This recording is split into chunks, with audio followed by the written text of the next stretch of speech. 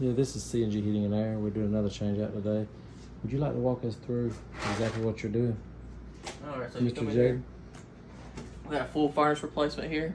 New evaporator cool, new indoor furnace.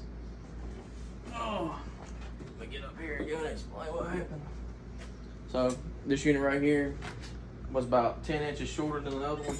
So I came back, put some nice metal on here, sealed all around it, masticed it. So if you come around here, on this side you get a pretty good angle at it. On this side over here. See, on the side right here, they don't come cut like that. So here at C&G, we cut into the side of our furnaces. We got to. We're just that good, okay? Sealed around right here on this cool. Little base down here at the bottom. Made a little base at the bottom of it. Make it look nice. Any kind of flood that happens in this basement ain't gonna flood the furnace. Right here, got our gas line. Whenever we got here, the gas line was just hanging down. We come up here and we strap the gas line up. Okay.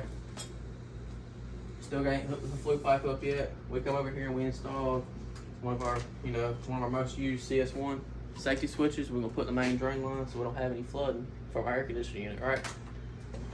Still, we gotta put a new condensate pump on it. We use the Surety, best one we've had. We ain't had no problems out of it. Let me take you outside of the outgoing unit. Come on with me.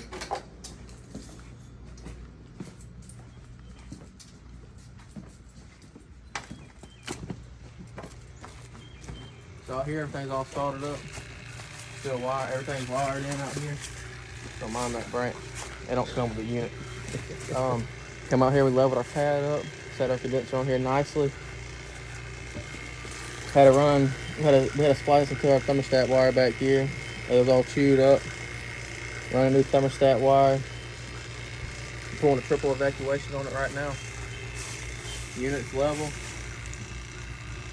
Hey, we'll get it here at C&G Heating Air.